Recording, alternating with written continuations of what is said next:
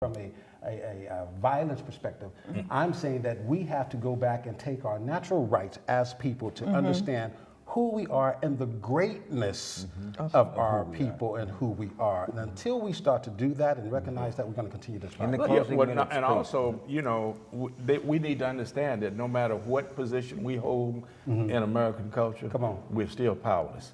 We will only have power when we reclaim our own power. And you know what? And I'm gonna step back and say, because there's the Creator, I say we're all powerful.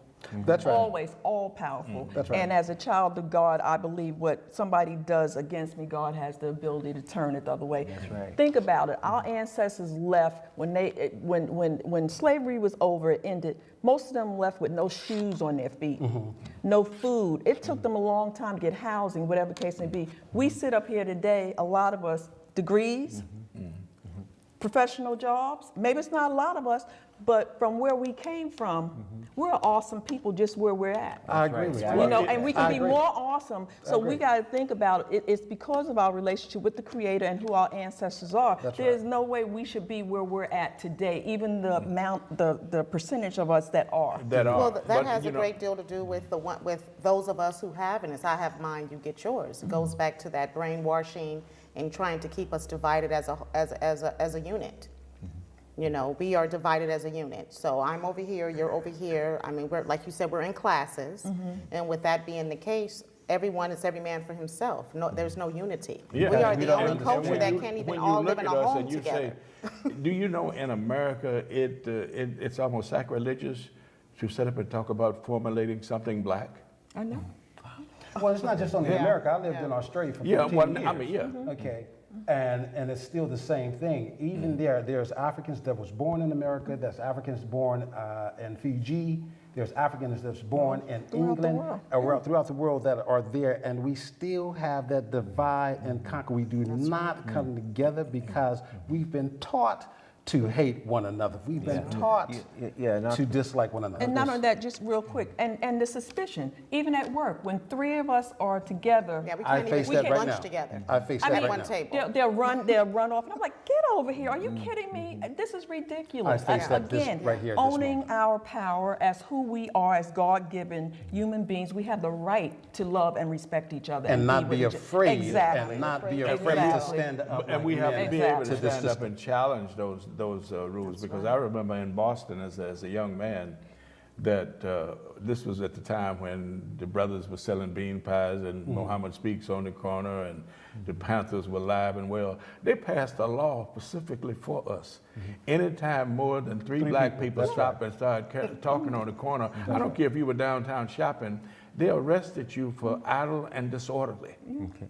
Yeah. You know, so we have to understand that we're not going to win our freedom. We're not going to get our liberation through negotiating and talking to them, and not even through practicing anything that has to do with European culture. We got to return to the source. If we don't do that, we're fighting an uphill In our battle. closing 2 minutes, I would like, if you could, maybe to just address the audience, maybe with what's on your heart, maybe towards a solution. And I hope that you write another poem, and it will be the I guess the other side of this one in terms of the onset of slavery. Would somebody like to start and just? Sure, I will start off by saying that not only were Africans or black people affected and infected, so were Europeans. Yeah. They are affected and infected with this problem right now. So we have to come together as a team per se, if I may, to rectify this problem. Thank you very much. Anybody else? Well, I like to say this: the spiritual, so-called spiritual institutions in America needs to change. They need to change. Even in Islam or Christianity, they teach us that we are in search of the Creator. In ancient African tradition, we are taught we are one with the Creator. That is right. And I think we need to get back to that. Thank you very much. And I'd like to take it back to the beginning of the show when we were speaking of the African queen, the black queen, to go back and pull her man up. I am a total believer of that, but I wanted to play the devil's advocate when I spoke of the black man making up excuses, because at all, that is not where my heart is at. That is not what I'm about. I believe that we as black women, I totally believe in everything that you say, but we have to stand up. We have to be accountable. We have to give the black man his say, give him his power, fall in our place, line up, so that we can get our families back together. Thank you. Like to say And I just want to say, you know, to the black men that I see you, I love you, and I want you to see me and love me so Thank we can you. heal our community. Thank you. Amen. Okay, thank you all. I want to thank our guests today for an enlightening round of discussion. Hopeful that it will spur further conversations, and we hope to see you very soon. I'm your host, Michael Lange, and this is Education in the Community.